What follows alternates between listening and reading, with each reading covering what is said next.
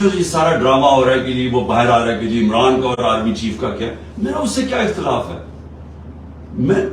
میں یعنی کیا وہ پرائم منسٹر بننا چاہتا ہے یا میں آرمی چیف بننا چاہتا ہوں، میرا اس سے کیا اختلاف ہے؟ میں تو کیا چاہتا ہوں الیکشن کروائے تاکہ ملک اس دلدل سے نکلے.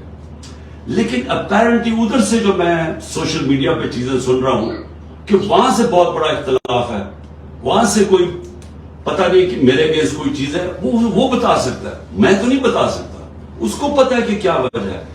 میرا ابھی بھی مجھے سارے کہتے ہیں جی آپ کی فوج سے لڑائی ہے، مجھے وہ پوچھتا CNN کے اندر کہ جی تم نے فوج کو ٹیک آن کر دیا.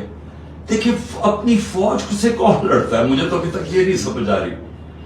یعنی اگر میں پاکستانی ہوں، میرا تو مجھے تو کوئی باہر نہیں نہ جانا، میرا تو کوئی باہر پراپرٹی، میری لندن تو چھوڑو پاکستان میں پراپرٹی ہے، باہر تو کوئی پراپرٹی نہیں ہے، تو میں نے کیا میں جاؤں گا کدھر؟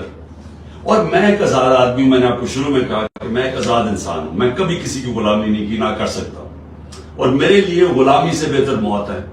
یہ اگر یہ سمجھتے ہیں کہ میں یہ جو خوف کی وجہ سے ڈرا دھمکا کے لوگوں کو میں چھوڑ دیں گے جی فلانا چھوڑ رہا ہے تو کسی طرح میں ہاتھ کھڑے کر دوں گا، میں تو اس سے بہتر موت ہے. مر جاؤ، میں آپ کو یقین دلاتا ہوں کہ غلامی سے بہتر موت ہے، کیونکہ غلام کی کوئی زندگی نہیں ہے، ذلت ہے صرف اس کی زندگی میں. سو دیکھیں میری کبھی نہ پاکستانی فوج سے لڑائی تب تھی نہ اب ہے.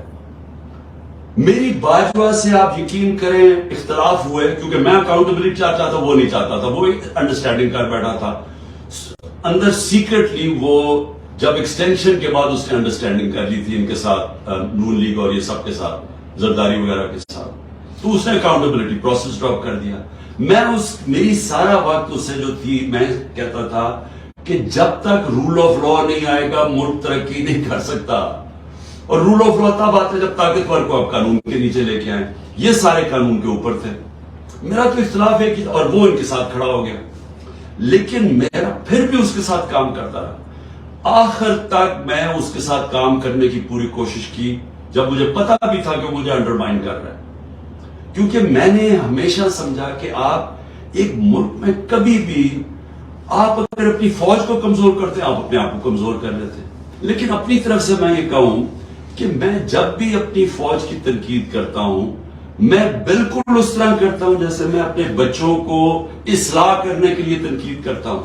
کبھی میری بددیانتداری نہیں ہوتی کیونکہ میں نے ملک سے باہر نہیں رہنا، میرے اربوں ڈالر باہر نہیں پڑے تاکہ میں میمو گیٹ جا کے کہوں کہ جی جس طرح وہ زرداری نے اچھا تو آپ غزل کون سے سنانا چاہ رہی تھی؟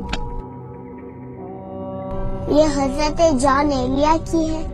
ہاں ارشاد.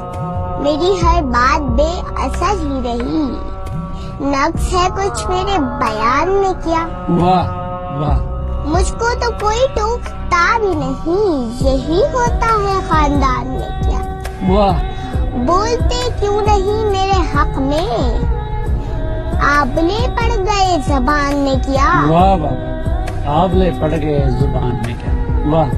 یوں جو تکتا ہے آسمان کو تو، یوں جو تکتا ہے آسمان کو تو، کوئی رہتا ہے آسمان میں کیا. واہ واہ واہ واہ.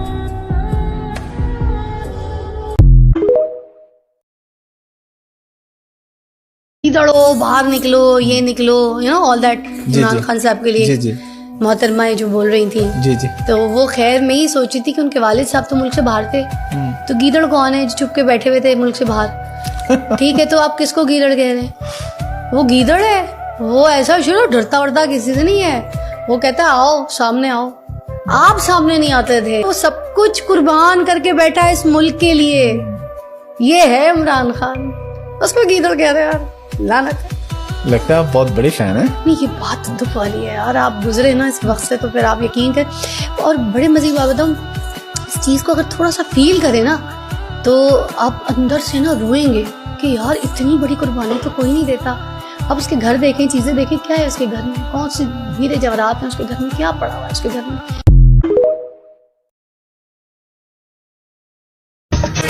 جیڑی عورت جلسے دے سٹیج تے کھلو کے اے آکھے مجھے ٹھوکنے کا کوئی انتظام کرو، اوتھے پٹواری پیدا ہونے نے اور ٹیپو سلطان پیدا ہون گے.